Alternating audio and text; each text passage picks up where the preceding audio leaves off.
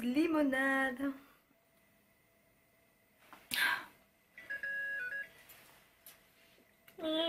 Laissez-moi tranquille. Salut! Aujourd'hui on se retrouve pour un petit Parlons Saga. J'avais envie de vous parler d'une saga qui me tient particulièrement à cœur depuis plusieurs années. Il s'agit des Colombes du Roi Soleil d'Anne-Marie Desplat-Duc. Pour vous présenter un petit peu la série, il s'agit donc d'une saga de 14 tomes, terminée, commencée par Anne-Marie Desplat-Duc en 2005 et éditée aux éditions Flammarion. Les romans existent en grand format. Par exemple, celui-là, c'est une des premières éditions, si ce n'est la première édition. Ensuite, il y a eu une réédition des grands formats. Je vous montre avec le dernier tome, par exemple, vous voyez, là, il y a le titre qui est écrit dans une bulle maintenant. Et sur le côté, c'est comme ceci, alors qu'avant, c'était un peu plus sobre. Comme je disais, le premier tome de la saga est sorti en 2005 et le dernier tome est sorti en 2015. La saga est donc à présent terminée et elle aura duré 10 ans. Donc de quoi ça parle? Pour commencer, Les Colombes du Roi Soleil, c'est une saga jeunesse sur fond historique. Comme vous pouvez peut-être le deviner grâce au titre, cette série se passe à l'époque du règne de Louis XIV, c'est-à-dire à la fin des années 1600 et début des années 1700. Je vais maintenant vous faire un résumé du premier tome pour que vous compreniez un petit peu d'où parle l'histoire. En fait, pendant toute la saga, on va suivre les aventures, le quotidien, tout ce qui se passe dans la vie de jeunes filles qui sont toutes pensionnaires à la Maison Royale d'Éducation de Saint-Louis qui est située à Saint-Cyr. C'est un bâtiment qui a réellement existé. Le concept du bâtiment, on va dire, a été inventé par Madame de Maintenon, qui était donc dame à la cour, qui a épousé notamment un poète du nom de Scarron et qui a aussi été femme secrète de Louis XIV. Cette dame a eu l'idée de construire un bâtiment pour recueillir les jeunes filles pauvres, mais qui sont malgré tout issues de familles nobles. Pour rentrer à Saint-Cyr, il me semble qu'il fallait justifier de 4 quartiers de noblesse au sein de sa famille, que ce soit du côté du père ou de la mère. Donc voilà, c'est une sorte de pensionnat pour les jeunes filles de familles nobles désargentées. Les jeunes filles rentrent dans le pensionnat à partir de 7 ans minimum, il me semble. Et elles y restent jusqu'à leurs 20 ans pour étudier, pour apprendre à vivre, à se comporter en société et surtout pour apprendre aussi les préceptes religieux. Une fois qu'elles avaient leurs 20 ans, les jeunes filles touchaient une dot, donc une somme d'argent due par le roi, qui leur permettait pour la plupart de se marier, de se trouver un bon parti ou alors de se retirer au couvent. C'est ce qu'on attendait du moins de jeunes filles de bonnes éducations. Enfin bref, du coup dans ce premier tome, on nous introduit l'univers de Saint-Cyr, on nous présente un petit peu les lieux, les personnages, notamment 4 héroïnes qui sont les 4 héroïnes principales de la saga. Vous avez donc Hortense, Louise, Charlotte et Isabeau.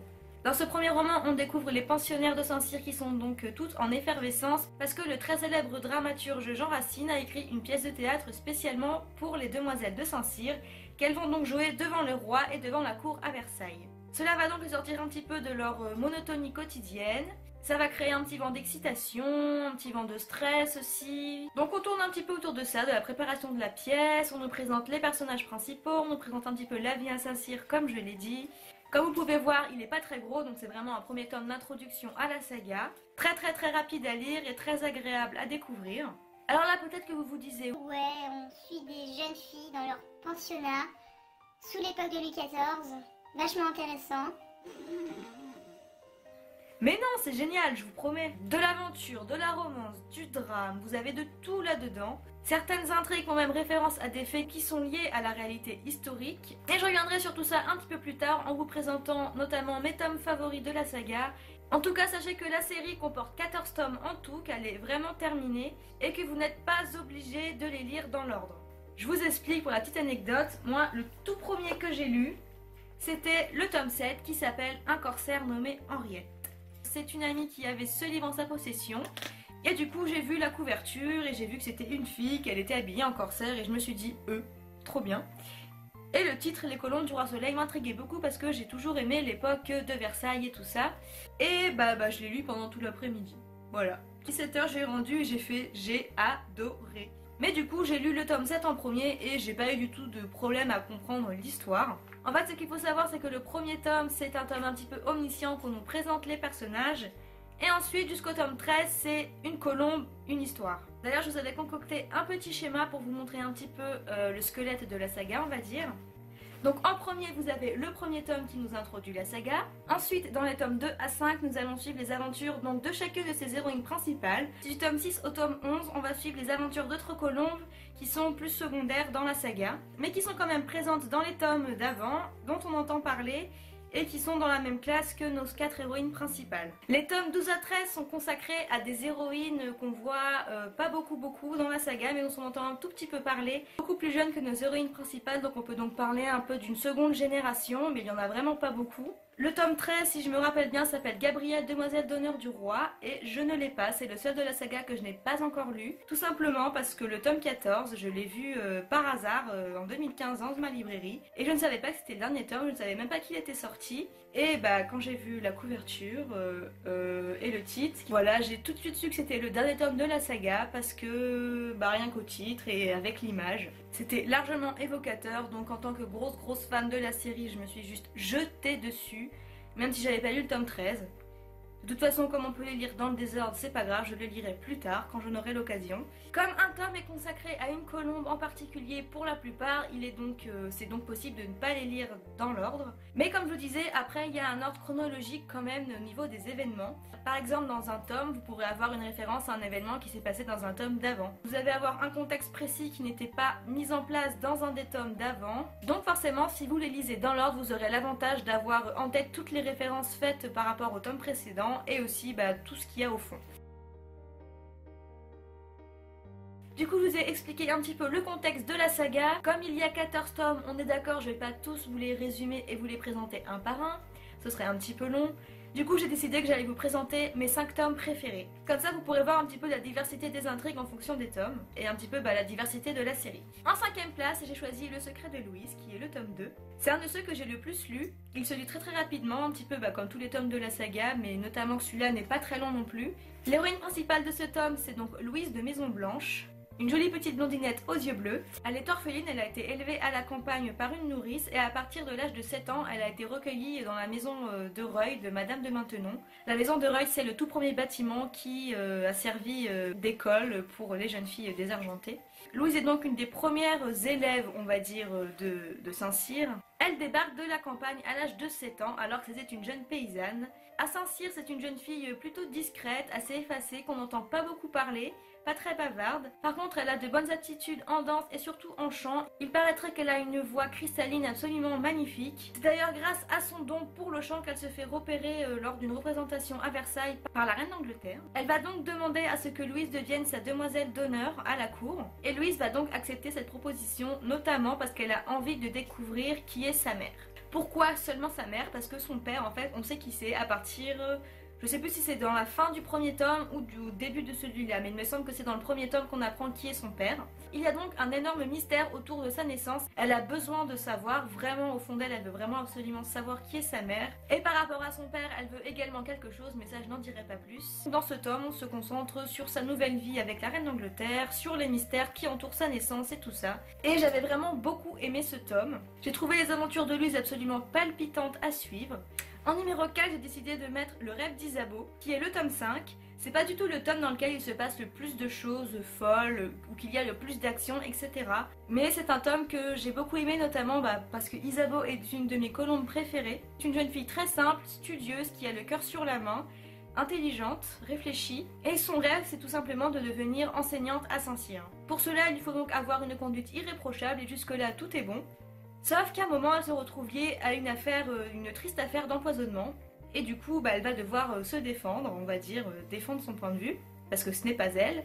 Je sais qu'à un moment, Isabeau quitte Saint-Cyr, et elle va devenir la préceptrice d'une jeune enfant. Ça fait très longtemps que j'ai pas lu, donc c'est pas très clair dans ma tête, mais en tout cas, ça m'avait beaucoup marqué, cette histoire. Notamment parce que Isabeau a vraiment le cœur sur la main, c'est une jeune fille déterminée, très équilibrée, comme je vous disais, j'aime beaucoup ce personnage. Et la fin de son histoire, j'ai trouvé ça vraiment super chouette, ce qu'elle fait. Ce qu'elle va réaliser, c'est vraiment un but très honorable et voilà. C'est un peu une des colombes qui a le mieux réussi sa vie selon moi. En numéro 3, on va retrouver Charlotte la Rebelle. Ce tome est absolument palpitant, je l'ai dévoré encore plus que les autres. Notamment parce que l'histoire de Charlotte est vraiment très forte et différente des autres héroïnes.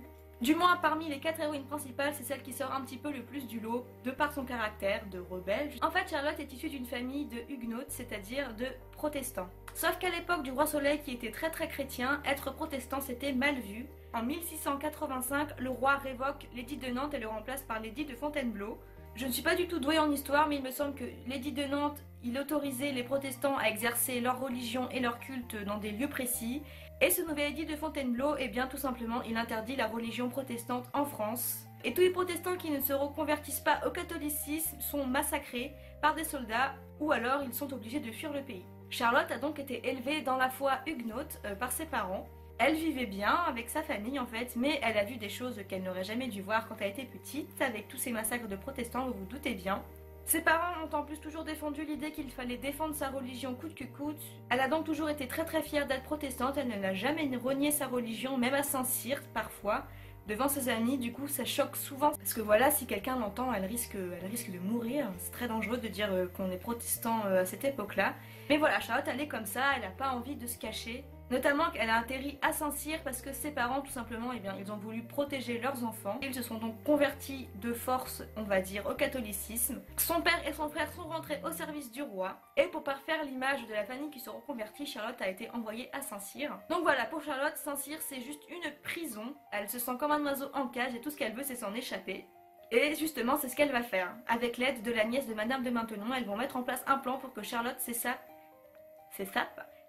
de Saint-Cyr.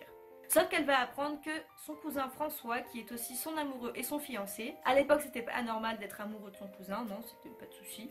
Elle va apprendre sa disparition et du coup ça va beaucoup l'inquiéter, donc Charlotte va partir à sa recherche. Va-t-elle réussir ou va-t-elle ne pas réussir ? Ça je vous laisse le découvrir. Ce roman est tout bonnement passionnant, notamment parce qu'on a une héroïne qui est protestante. Elle est donc un peu marginale de la société, elle est différente. Charlotte ne représente absolument pas la fille parfaite de l'époque, on va dire. C'est-à-dire une jeune fille prude, sage, pure, qui se dévoue à l'église. Charlotte, elle est tout le contraire, elle est espiègle, elle est passionnée. Elle aime pas le règlement, elle préfère s'amuser, elle aime la vie, c'est une bonne vivante.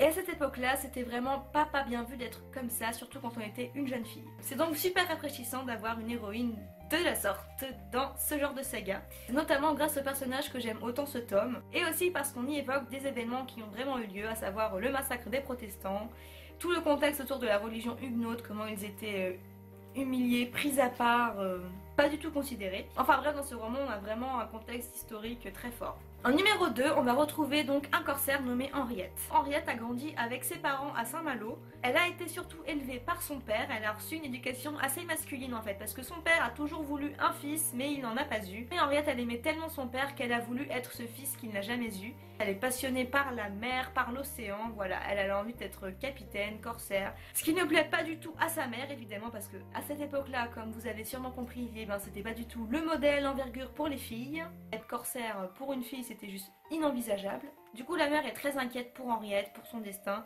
D'ailleurs, sa mère est vraiment pas sympathique avec elle, elles ont des rapports assez froids. On dirait presque qu'elle n'aime pas sa fille, très honnêtement, qu'elle en a honte. Et c'est comme ça qu'Henriette part à Saint-Cyr tout simplement pour recevoir une éducation de vraie jeune fille. Pour autant, Henriette, elle a jamais été non plus aussi extrême que Charlotte. Elles ont ce côté rebelle et ses envies de liberté en commun, mais elle était un petit peu plus posée. Mais il n'empêche qu'elle n'a pas envie de rester à Saint-Cyr. Elle, ce qu'elle veut, c'est naviguer, et donc elle décide de prendre son destin en main. Elle part de Saint-Cyr pour retrouver sa famille. C'est vrai que je l'ai pas dit, mais c'est un point important vraiment. Une fois que vous partez de Saint-Cyr, c'est impossible pour vous de revenir. C'est un départ définitif. Surtout que si vous partez avant vos 20 ans, vous n'avez pas la dot du roi, donc c'est aussi un pari risqué. Sauf peut-être si vous vous mariez à un riche aristocrate, je sais pas, oh bref, je sais plus, désolée. Henriette, elle est assez courageuse, déterminée dans ses envies, et du coup elle va vraiment essayer de devenir corsaire. Je l'ai tellement adoré son histoire, mais vous pouvez pas savoir, tout ce qui est corsaire, surtout femme corsaire, un petit peu à la Mulan, vous voyez. La fille qui se travestit pour aller faire la guerre, entre guillemets, là c'est surtout pour aller naviguer sur un bateau. Si elle est découverte, c'est foutu pour elle. Mais voilà, elle va vivre plein d'aventures absolument palpitantes, que ce soit sur terre comme sur la mer, mais surtout sur la mer. Il y a même de la romance, j'ai vraiment adoré ce livre, il est vraiment complet. Si vous aimez tout ce qui est pirate, si vous aimez les héroïnes qui ont du caractère, qui ont de la trempe, ce tome-là, il devrait vous plaire. Tout comme celui de Charlotte d'ailleurs.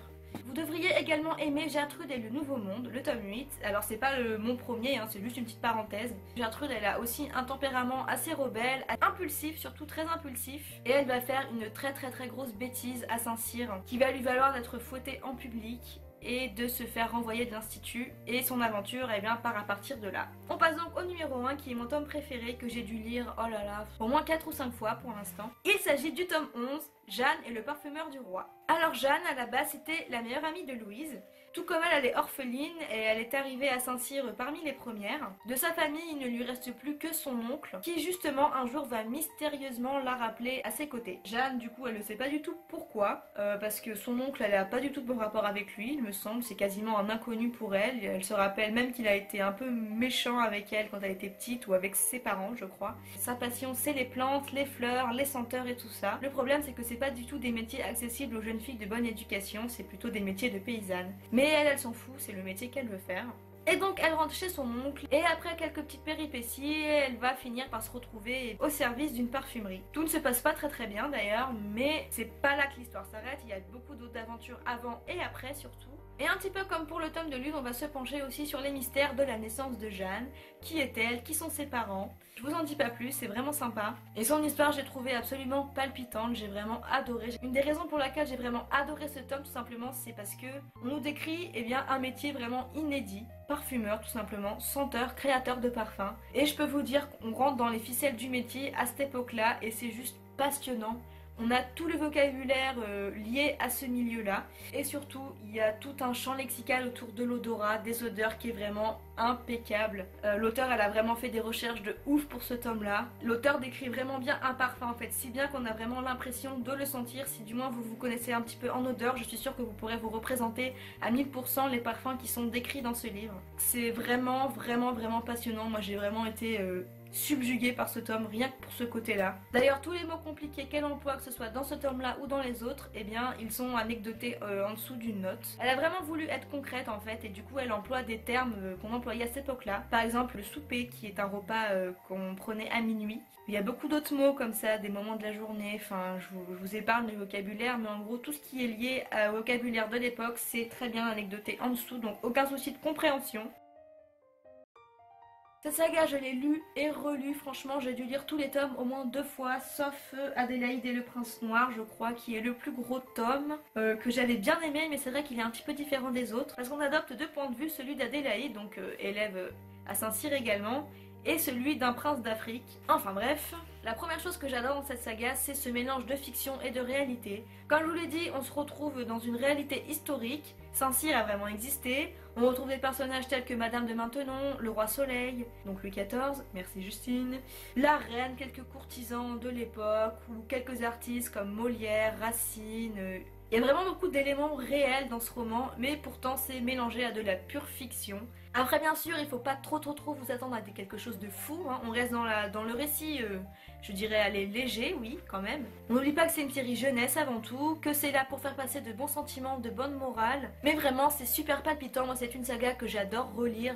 J'ai adoré à 14 ans, j'ai 21 ans, j'adore toujours autant. Peut-être même qu'un jour, à force de les relire, je vais vraiment finir par m'en lasser, mais pour l'instant, j'adore. En tout cas, moi c'est une saga que je recommande à 1000%. Si vous aimez tout ce genre, tout ce que je vous ai dit avant, en fait, si tout ce que je vous ai dit avant, ça vous a intrigué, franchement, allez-y. Si vraiment vous préférez commencer par un tome avec un personnage en particulier, pour voir si ça vous plaît, l'écriture et tout ça, eh bien, je peux vous conseiller. Ce serait même avec plaisir parce que cette saga, je l'aime d'amour, c'est une de mes sagas préférées. C'est une visée jeunesse de base, mais ça n'empêche que c'est très consistant. L'écriture de l'auteur est vraiment incroyable et très addictive. Donc voilà, en plus, ça pourrait peut-être vous apporter quelques connaissances de cette époque-là. Évidemment, on reste dans la fiction, donc ne prenez pas tout pour acquis. Mais il y a des événements qui ont vraiment eu lieu dans cette saga. Il y a vraiment beaucoup d'échos à tous les événements qui se sont passés à cette époque-là. Des lectures légères qui font du bien mais qui sont pas non plus totalement frivoles ou volages, qui quand même apportent un petit peu de cérébral, du moins un minimum quand même. Bon, après je vous la recommande surtout si vous aimez tout ce qui est série jeunesse ou si vous êtes une jeune adolescente ou un jeune adolescent garçon. Moi j'aime pas trop le sexisme dans le...